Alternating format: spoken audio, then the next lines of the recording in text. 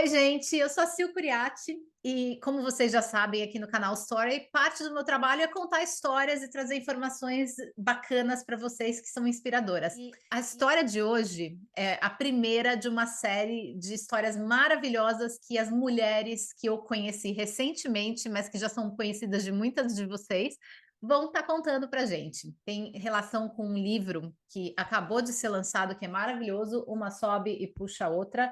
Já está nas livrarias, já está online, você pode comprar. E as minhas convidadas vão contar as histórias que elas levaram para o livro. Então, esse é um bate-papo e hoje eu trago para vocês uma convidada super especial, que é a Paola Campanari. É Paola mesmo, né? Não é Paula que fala? Italiano É Paula, italiano com as Paula, né? mãozinhas, É Paula. Paula, é Paula. Então, eu falei Paola porque as pessoas no Brasil dizem Paola, mas eu diria Paula também. Sim. Como você prefere? Inventaram e-mail, inventaram novelas, todos eram Paola. Se eu falasse Paula, não vinha mensagem nenhuma, então eu resolvi ter dupla personalidade. Adoro. A Paula para alguns, Paola para outros. Então chamem como quiserem que eu atendo. Olha, me encontrando tá ótimo. Muito bem, eu vou ler uma pequena bio aqui da Paula, porque vale a pena. A Paula atua há mais de 30 anos em marketing, comunicação, branding e inovação para grandes marcas. Hoje ela está na Vivo como diretora da unidade de negócios Casa Inteligente, que acabou de acontecer, notícia fresca aqui para vocês. Ela se especializou em gestão de marcas, marketing estratégico e digital e inovação em, espera só para vocês verem, Harvard, Stanford, Singularity USA, Instituto Disney e Miami Ed School, entre outros, ela disse. Então, assim, olha esse currículo de peso, né? Paula, bem-vinda. Estou super feliz de ter você aqui como minha primeirona. Seu prazer, prazer pessoal, uma alegria aqui falar entre mulheres. Eu acho que no fundo é uma roda de conversa, um bate-papo gostoso e é um prazer. Conta para as pessoas que estão assistindo a gente e para mim também, qual é a história da Paula? A Paula, que é Paola também, vou fazer 54 anos. Eu nasci numa família bastante italiana, mas tem uma mistura de índio com negro numa bisavó, bem tipicamente brasileira. Como família italiana, metade é italiano do sul e do norte, então eu puxei a metade do norte, que é mais quieta e estudiosa. Eu acho que é por isso que vocês viram esse currículo. Nasci extremamente tímida, eu acho que um pedaço falava muito e eu já tinha uma timidez absurda, minha expressão era o balé. E por isso gostava muito de artes. Essa extrema sensibilidade que eu usava na dança, nas artes, ela me acompanhou com uma percepção bastante grande. As mulheres já têm, mas acho que eu desenvolvi bastante uma sensibilidade de espiritualidade também, então sou muito ligada em tudo isso. Profissionalmente, eu resolvi enfrentar a minha timidez e eu fui estudar comunicação a princípio, marketing, eu me apaixonei por pessoas. Eu acho que de tanta sensibilidade de observar para querer ser alguém, eu usei essa observação e levei para o marketing. Daí eu precisei de uma formação muito grande, eu gosto muito de estudar, e meu sonho sempre foi liberdade. Então eu nunca sonhei em casar, ter filhos, eu sempre quis liberdade para conhecer o mundo, as pessoas, aprender. Então eu casei, separei muito rápido, não tenho filhos, eu tenho cachorro. Eu adoto filhos de várias pessoas, de quem trabalha aqui, etcétera, que são ou as minhas equipes. E, assim, basicamente essa é a minha vida, cheia de atividades, de estudos, com muito lado de voluntariado, ONGs, e eu estudo muito terapias de cura, que foram as que me ajudaram. Eu fiquei curiosa sobre o seu lado bailarina, porque eu também tenho um. Ah, Eu também, a dança sempre foi minha paixão, então eu dancei balé criança, depois jazz, depois fui para ballroom dancing quando eu mudei para os Estados hum, Unidos e competi e tudo mais. Eu amo e ah, sinto a maior saudade. Eu tô com o joelho meio ruim agora, mas eu sinto a maior saudade. Você ainda dança? eu danço para mim, eu danço quando tem Ah, festas. A última vez que eu fui para Nova York, eu comprei sapatilhas, entrei na Capese, eu comprei tudo. E aí eu estou pensando em montar uma sala aqui de balé para mim. vale a pena, vale a Faça pena. isso também. É, É, porque para mim é como uma meditação. Eu sou ciclista isso. hoje em dia, faço musculação, etcétera. Eu vou mudando os esportes, mas eu sempre tenho, porque o balé faz isso com a gente. Se você não trabalha musculatura, a disciplina e uma série de coisas, você não se sente inteira, né. Verdade. Me conta uma coisa sobre o livro. O Sobe e Puxa foi o seu primeiro ou teve outros que eu não conheço ainda? Da não, não foi meu primeiro. Eu Ó, escrevi um capítulo de abertura há uns anos atrás, quando eu fiz um mestrado em branding, gestão de marcas, eu fiz um capítulo de abertura onde eu desconstruí e provoquei o que seria o marketing e o branding dos futuros anos. hum, Então esse foi meu primeiro capítulo, que aí acabou ficando bom, editado num livro. Eu até releio hoje em dia, eu falo: "Nossa, interessante os spoilers do que vinha acontecendo, tendências". E aí, nesses últimos anos, contando a minha história, na verdade, eu falo que esse BO todo, porque tem tanta ocorrência, várias que eu omito, mas é bastante intensa a minha vida. Eu acho que a vida é um personal trainer para mim, bastante grande, de físico e de alma. Então, quando vê a história do Sobe e Puxa, eu sou amiga da Natasha há muito tempo, a Natasha já fez vários eventos para mim também, mas sempre foi uma pessoa incrível em me puxar. Eu era cliente dela e ela me trazia tantas verdades naquele espírito. Quando ela montou o Sobe e Puxa, eu falei: "Puxa, é verdadeiro isso". E e tem a ver com o meu propósito de vida. Aos 13 anos eu sabia, mas há uns 20 anos ficou claro que eu vim na Terra para ajudar pessoas a prosperar com equilíbrio. Então, bacana. tudo que se trata da minha vida tem a ver, no final das contas, com esse propósito. E alinhamento ao propósito é tudo, né, Paula? Porque, puxa, eu passei por isso recentemente. O fato de eu não estar alinhada me deixava doente, fisicamente doente mesmo. E quando eu descobri isso e falei, não, tchau, mundo corporativo, quero lançar o meu negócio relacionado a puxar mulheres, a apoiar mulheres e públicos menos privilegiados, parece que tudo ganhou uma vida nova para mim, um brilho novo, Tem saúde, uma citação que eu falo isso, de repente né? tudo se encaixa. Não Aí é? você entende o que que é, você lê muitos livros, você leu todos esses autores, todo mundo que é famoso em TED, energia, tal, você fala: "Esse é o segredo da vida, tem que encaixar". Você com sua missão, sua paixão, você aceitar quem você é, o perdoar, eu acho que o escrever o livro, ele, no fundo, é sobre isso, e sobre superação, principalmente. Isso, você tem bastante história para contar. Eu quero saber para você qual foi a diferença entre escrever um livro técnico de um assunto que você domina muito e escrever algo que é tão íntimo, que é o capítulo do livro Sobe e Puxa. Como foi essa diferença? Você teve struggles, né? Teve dificuldades, doeu, não doeu? Porque você conta coisas bastante importantes no livro. Sil, sabe que essa é uma das perguntas mais incríveis, eu estou arrepiada pela tua sensibilidade em perguntar. Nós discutimos muito no grupo, não só para mim. Tem uma coisa que eu acho que eu não contei para ninguém, a não ser meu terapeuta. Escrever um livro técnico, eu estudei, eu elaborei, foi muito mental, um pouco de insight e observação. Quando a Cris fez essa provocação, eu agradeci a ela. Eu falei: "Você me forçou em 3 dias a colocar para fora o que eu ensaio há uns 15 e me pedem". Eu achava que não era para mim, tinha todas as desculpas e sabotagens do mundo. Quando eu comecei a escrever, ele foi quase psicografado. Meu terapeuta fala: "Não, você escreveu numa sentada, porque ele saiu". Eu entendi depois, eu comecei a ter sonhos depois que eu entreguei o capítulo, porque foram 3 dias. Então foi a história rica que tem, ela acaba ele é uma terapia escrever. Você Uhum. fala de história, Sil, e aí eu venho até agregar ainda mais e provocar, e aí quem te ouve, porque contar histórias, mas escreva a sua história para você. Nossa, Mesmo que você não queira.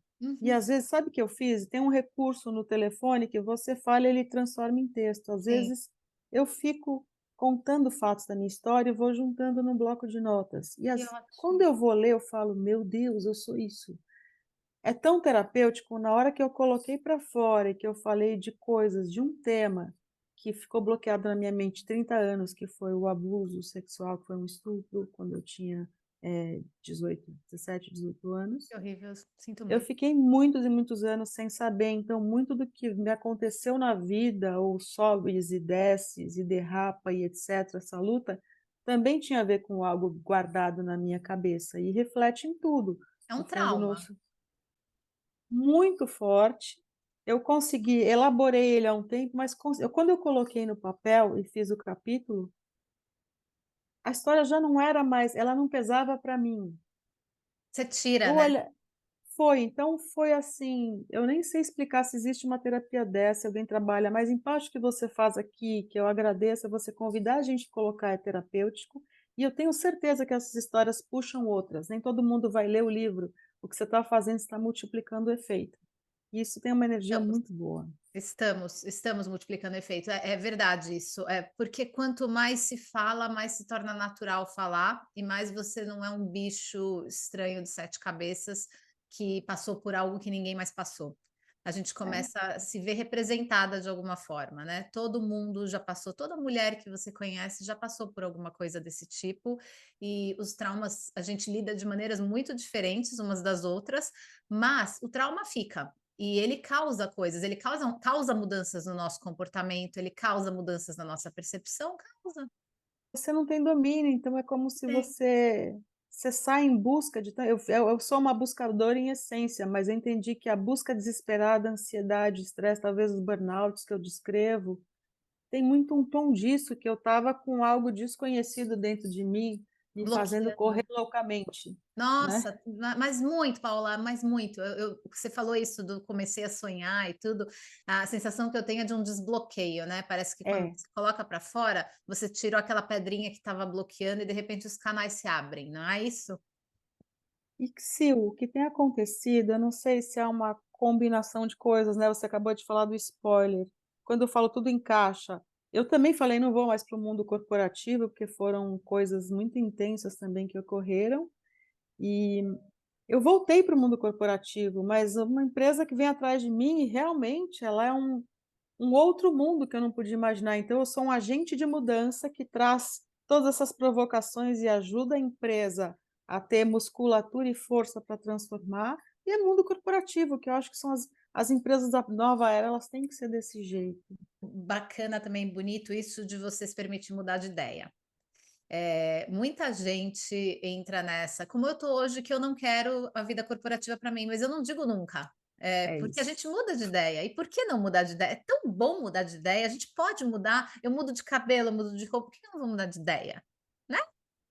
É libertador, É sabia? É libertador, eu também acho. libertador. Todo Eu mundo fala: também acho. "Nossa, mas como assim?" Eu falo: "Gente, se eu contar para vocês o que eu estou vivendo, acho que tem pessoas que talvez sejam, sei lá, eu empreendedor e tal, e não tenham toda essa alegria. Eu estou feliz, e Que aí, bom. coincidência, aí sai o livro, aí eu entro para ajudar em várias frentes do Sobe e Puxa, um deles que eu tenho paixão, eu ajudo a terapeuta no grupo de saúde emocional, talvez eu falo que ela é a fada e nós somos as safadas, que passaram muita coisa, então a gente viveu por porrada. Ela é terapeuta, ela sabe ensinar tecnicamente, então a gente faz uma boa combinação lá, mas no fundo a gente se diverte, acho que são as grandes rodas que existiram na história das mulheres, né, histórias de rodas de cura, de troca, Isso. enfim. Eu vou pegar o livro aqui, porque lendo o seu capítulo, várias partes me chamaram a atenção, mas eu quero mencionar, eu quero falar de algumas aqui, tá?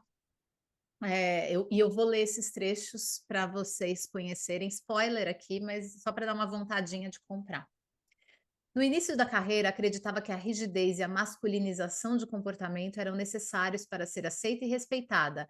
E isso, por outro lado, gerou estresse, muitas vezes uma forma de liderança impaciente com feedbacks mais duros, sem que eu percebesse. Eu achei isso tão forte, porque você sabe que desde o início da minha carreira, eu sou uma pessoa muito feminina, eu sempre gostei de me vestir muito femininamente, eu sou mulher de saia, eu gosto de saias, eu gosto de salto alto, eu gosto de maquiagem, eu gosto de acessório, e eu já fui muito criticada por pessoas importantes no mercado, assim, no meu livro, no meu capítulo eu conto sobre isso, as críticas que eu recebi em relação ao meu jeito de ser. Mas algumas pessoas, algumas mulheres passaram na minha vida, são mulheres que estavam em TI, em engenharia e que eram mais masculinizadas. E elas no trabalho comigo, dia a dia, etc., começaram a mudar. E eu recebi agradecimentos do tipo: você me inspirou, me mostrando que para eu ser competente eu não preciso ser um homem. Eu posso ser uma mulher como eu gosto de ser. Então, eu passei a comprar maquiagem de novo, eu passei a usar um salto alto, etc. Eu quero ouvir a sua experiência sobre isso, porque me parece que nas nossas gerações, entre nossa geração X e boomers, nós todas tivemos que passar por essa masculinização para sermos respeitadas. O que você acha disso? Passamos fortemente. Porque eu olho Uma para você hoje, você é uma cobrança. mulher femininíssima. você sabe que para mim também é terapêutico, é curativo isso. Foi muito tempo, assim, desde a faculdade, né, enfim, mesmo em publicidade, muitos homens, quando você Uhum. entra numa empresa, é absurdo, se você tem os grandes líderes, as referências são masculinas, eles têm o poder, eles representam o poder, são eles que falam. As mulheres, a maioria são acessórios, a maioria é secretária, ou mesmo que você não seja, dificilmente se você estiver numa mesa e todo mundo levantar a mão para falar, você vai ser a última que alguém vai falar: "Então agora é a sua vez". E em geral, se você for a última, alguém já falou aquilo que você queria, então você se cala. Isso é uma das partes, mas eu acho que, assim, da masculinização, você tem medo, porque era um ambiente também onde os homens olhavam muito as mulheres e, assim, sem filtro nenhum, e piadas e comentários. Assim, tem coisas que eu não conto no livro, teve até eu namorei um músico negro 3 anos, também foi outro tipo de assédio absurdo. Por ser interracial, relação É, interracial? foi um negócio bastante agressivo. Eh Que tristeza. Nossa, eu levantei todas essas bandeiras e faço muitos projetos e procuro fazer para ajudar. Eu sou branca privilegiada, eu me coloquei em situações onde eu pude conviver, eu convivi com a comunidade, dançando com eles por ser ex-bailarina. Foram 3 anos de street dance com eles, me Delícia. apresentando no metrô, acompanhava os músicos, fazia na paralela. Então, assim, fui acolhida por pessoas que estavam à margem de tudo isso, sem os privilégios. Enquanto isso, eu ia para dentro da empresa, eu escondia quem era essa pessoa sensível, a sensibilidade e emoções não podiam existir. Hum, E eu era muito criticada. Eu estudava muito a integração, eh, vida pessoal, vida espiritual. Hoje em dia, todo mundo fala muito, né, de integrar todos os lados. Eu já falava e estudava muito sobre isso. E era motivo de risada, de piada, ou eu tinha que ouvir que eu era macumbeira, maconheira, coisas do gênero, por lá da sensibilidade. é, Ou se não vinham as piadas de sensualizar, vinham coisas até mais agressivas de homens mais velhos em sim. reuniões de vendas e convenções, etcétera. Então eu falei: "A minha saída vai ser masculinizar", tanto que até no esporte, um período eu fui dive master de mergulho, e mergulho em caverna, também, que Sim. só tem homem. E aí foi interessante, porque eles me ensinaram, virei humano.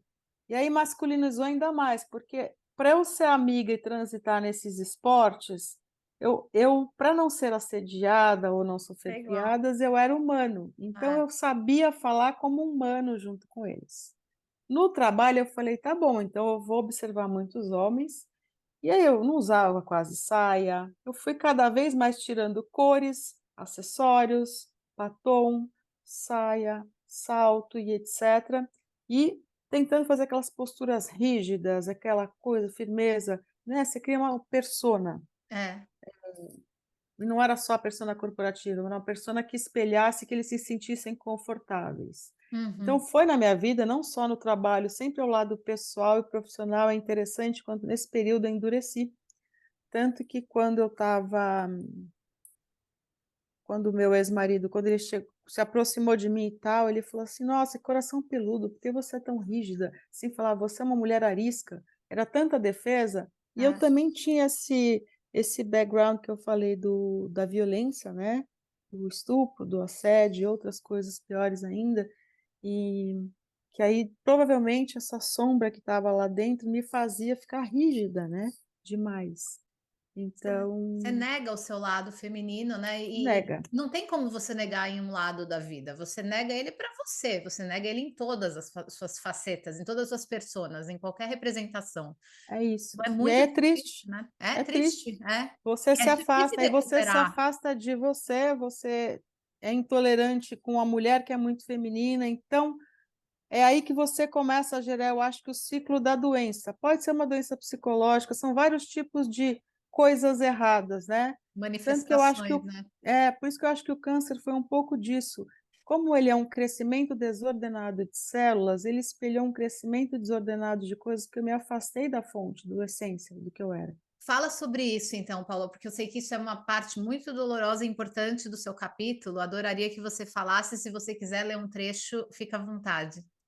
Eu acho que ali, eu falo que são vários, por isso que eu brinquei que era um BO, né, são várias ocorrências na minha vida, mas não acho que é alguma coisa por acaso. Hoje em dia eu entendo todas elas e todas me impulsionaram para descobrir alguma coisa e aí cumprir a minha missão, que é compartilhar isso.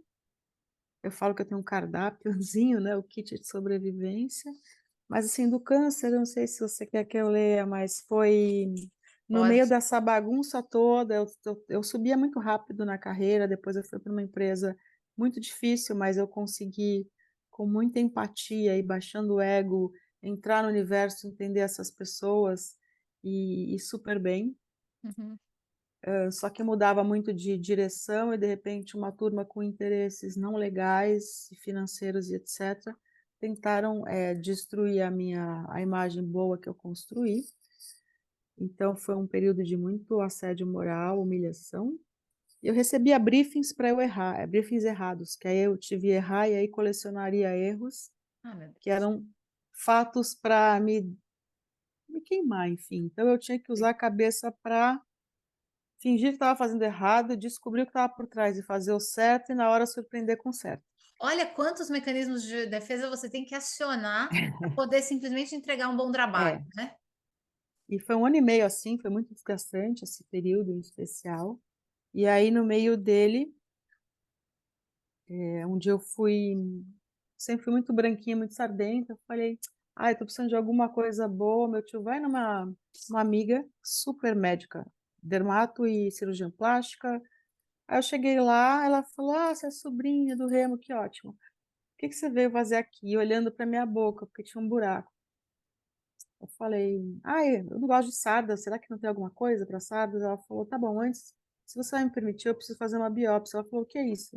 Eu falei: "Ah, não sei, mas ele tá todo dia aumentando, aumentando e tem uma casca dura em volta". Aí ela falou: "Eu vou fazer uma biópsia". Quando eu voltei nela, 3, 4 dias depois, ela já tinha falado com meu tio, com meus pais, já soube que minha mãe tinha desmaiado. Quando eu cheguei lá, ela sentou, ela falou: "Olha, calma", e começou a rabiscar minha cara. Virou no espelho, ela falou: "Olha, o que você tem é um câncer altamente agressivo, eu já pré-marquei uma cirurgia, falei com seus pais, com seu tio. Esse câncer, ele tem um núcleo que aumenta todo dia, ele come qualquer matéria, carne, dentes, etc. E ele tem pernas, como se fosse uma estrela. Só existe um médico no Brasil com um negócio para ver se a gente pode abrir o menos possível e achar as pernas, cortar até o fim. Então não sabemos o que pode cortar em você, vai ser só na hora, mas para enxertar metade da boca aqui, a gente vai tirar da bochecha ou da sua virilha". Menina. Aí eu quase desmaiei, e aí era um pouco antes do meu aniversário, aí eu só sei que foi tipo: "Não tô entendendo", e eu saí de lá, eu tinha um horário. Eu sempre trabalhei com mediunidade, nessa época eu atendia num centro, e eu tinha que ir para lá. Eu cheguei lá tonta, eles me puseram numa sala, conversaram, eu comecei a falar e a partir daí eu pus no Facebook também. Aí meu tio, infelizmente, o meu tio, pai, mãe, um pai na minha vida, é psiquiatra e é uma pessoa surreal. Ele brincava, sempre foi muito brincalhão, falou: "Ó, rir é o melhor remédio". E me ensinava muito isso. Ele que tirava sarro, me chamava de meia boca: "Ah, você vai operar, vai virar meia boca". Aí minha família inteira brincando, porque eu não podia cair em depressão, né, e eu É, já estava naquele mood todo. é. Essa história é tão interessante, porque eu aprendi muita coisa em 10 dias. Depois no Facebook, várias pessoas que eu conheço se ofereceram para ele coisas. Então eu fui em todo tipo de igreja que você imagina, acabou com todos os meus preconceitos. Eu descobri o que é o bem independente da forma de se expressar e recebi coisas lindas. E aconteceu uma coisa, teve um trabalho muito grande, que era uma mistura de xamanismo, enfim, eu nem sei descrever, uma coisa também meio celta, enfim. Fechou, terminou depois de 4 horas, eu olhei no espelho, tinha uma peli ele tinha parado de crescer e tinha feito uma película, 2 dias antes da cirurgia. Aí eu fui nos médicos pré-cirurgia, e ele, gringo muito nervoso, ele falou: "O que você fez?". Meu pai é médico do meu lado, falou: "Você não vai falar o que você fez esses 10 dias, por Ninguém vai favor. acreditar nisso. Você fica quieta", Fez meu um pai ziriguidum, fiz um ziriguidum é bom. falei: Viu. "Ah, doutor, muitas coisas". Reza brava. Enfim, sei lá o que foi, mas no fundo eu entendi depois que a minha mente é como se eu tivesse saído e eu tinha certeza de que não ia ser nada. Eu entrei num mood, todo mundo brincando, pra você ver como influencia, como essa história de positivar. Se eu Meu tio e essas pessoas falaram: "Se você foi capaz de criar o crescimento desordenado, você é capaz de criar a ordenação". A ordem. Uhum. Aí eu falei: "Beleza". E hoje em dia eu entendo quando você vê esses filmes, porque aconteceu comigo. E aí fui para a cirurgia, no final das contas, usou o aparelho, cortou, remendou, né, fez quase que uma plástica ao contrário para eu me esticar, foi remendado aqui. As pernas sumiram e ninguém sabe explicar, esse médico nem a minha médica, até hoje é minha médica dermato e tal. E absurdo, assim, porque não tem explicação a não ser todas essas coisas. Aí eu falei: "Nossa, eu tenho que fazer algo na minha vida, de tudo que eu aprendi, eu vou aprender outras coisas mais, e se eu puder influenciar as pessoas e fazê-las acreditar que é possível, isso tem a ver com o que eu vim fazer no mundo". Então, mas eu não quis, assim, uma época eu falei: "Tá bom, vou sair do mundo corporativo", fui para Noronha, ia montar um negócio lá, porque eu era mergulhadora. Aí eu vi que não adianta você fugir de você e das coisas, nem adianta ir para o Tibete. Aí um mestre meu, eu já tive alguns mestres, um deles nessa época falou assim: "O seu lugar é no meio da meleca". Vai organizar isso aqui, essa É, bagunça aqui, não vai falei: "Tá procurar bom, eu lugar de paz. aceito, Vai eu vai para o topo da aceito". montanha. Eu aceito. Ele falou: "Você não vai fazer diferença nenhuma meditando em cima do monte". Eu falei: "Tá bom, e nem numa ilha isolada com golfinhos". Falei: "Tá bom". Ah, vamos que vamos. Então estamos Aí lá, vida volta, aí aconteceu. corporativa paulistana. Uma hora eu cansei, eu tive 2 burnouts, né, o segundo foi tipo over, porque eu trabalhava o período normal e trabalhava algumas madrugadas, finais de semana, eu ajudava em algumas coisas extras de investigação, fui ameaçada, foi um negócio bem pesado, então é, aí eu falei: "Nossa, muito cansada". E daí fui para a Singularity, conheci uma pessoa maravilhosa que também é de Sobe e Puxa, ela: "Não, vem me ajudar aqui", mas aí depois as coisas foram indo e ao mesmo tempo no fio condutor de tudo isso, muita terapia, muito autoconhecimento, muita trombada, aí muito aumentando os grupos de afinidade, mulheres, trabalhos, leituras. Aí uma época eu lembro o mestre falou: "Para de se entupir de informação, você vai começar a praticar. Produzir. Faz É, detox". é, Põe em muito bom, prática. muito E bom. foi muito bom, que eu sou nerd, você viu que eu gosto de estudar pelo meu currículo, né. Sim, Aí eu falei: "Eu vou simplificar as coisas, eu vou descobrir o simples". Foi a hora em que começou tudo a acomodar. Fiz muita constelação sistêmica que me ajudou bastante, e entre outras terapias, e sempre foi a minha prática, a ioga, a meditação, pausas de autoconhecimento. Aí eu fui criando o meu jeito, eu acabei aconselhando muita gente nesse período todo. E só não atendo mais pessoas, né, eu sou massagista de ayurvédica há quase 30 anos, reikiana e um monte de outras coisas, porque eu amo. Mas eu parei, primeiro porque tem que estar muito bem com o tempo livre, mas é outra paixão além do balé, adoro. Já quis abrir um spa também, ia ser em Noronha meu spa, mas imagina. estou aqui. Sim, mas eu tenho uma pergunta para você muito importante, quantas horas tem seu dia? Porque eu tô achando que seu dia é diferente do meu, não sei. Olha, qual que é a vantagem, né, eu aprendi muito com os orientais, o ágil para eles, você não precisa ler livro, já é um método. A gente tem do balé a disciplina. Sim, A minha curiosidade poderia me pirar a cabeça, como já pirou. Então eu escolho e eu faço períodos onde eu tenho as minhas prioridades principais investimentos, eu faço muito bem a agenda, eu treino muito cedo, que foi uma escolha excelente na minha vida, que aí cedo nada vai me quando? atrapalhar. Ah, 5, 5:30 tem que acordar, né, Cedo. ou já ir treinar, às vezes para 6 horas tá treinando já. E às vezes meditar um pouco antes ou depois. Aí eu já faço minha agenda, um pouco de leitura, então quando abre o trabalho oficialmente às 8 eu já li um monte de coisa, às 9 você está oficialmente já falando com as Não, de pessoas, aí é o dia de é. trabalho. Eh, e aí à noite, às vezes, não tem como, invade. Tenho as minhas pausas obrigatórias, são as agendas que eu faço comigo mesma, agenda Faz de terapia, de massagem, de N coisas que eu não largo mão. Eu tenho no final de semana, além do esporte, ou eu viajo, aí sim, as leituras, os encontros, e eu decidi assim, são poucos encontros, jantares, essas coisas, vida social durante a semana, para eu conseguir fazer o que me equilibra.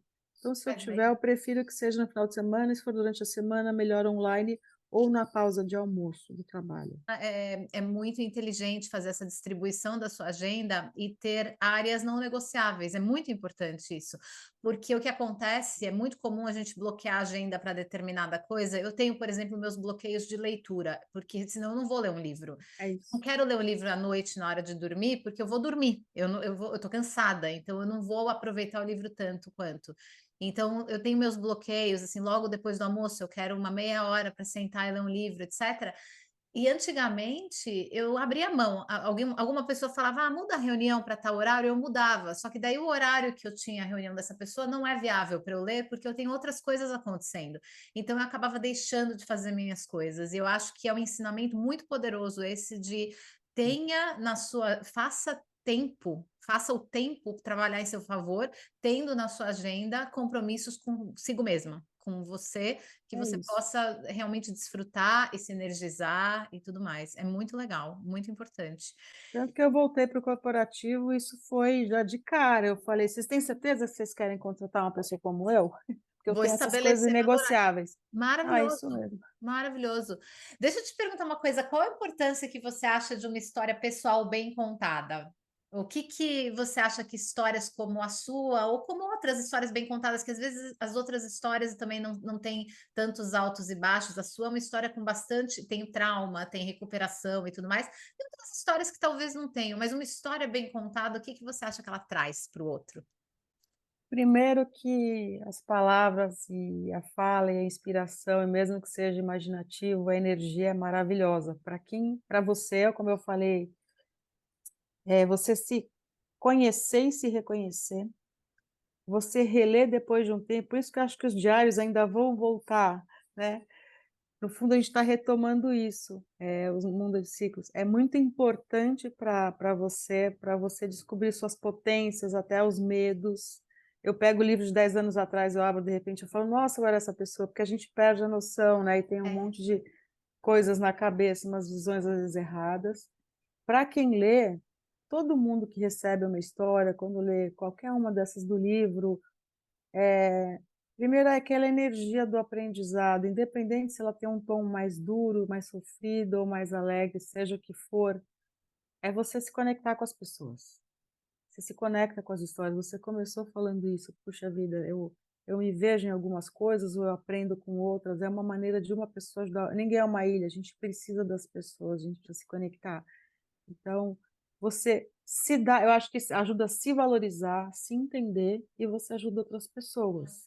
Se você pudesse escolher, você gostaria de escrever ou ter escrito como quem? Você é fã de alguém?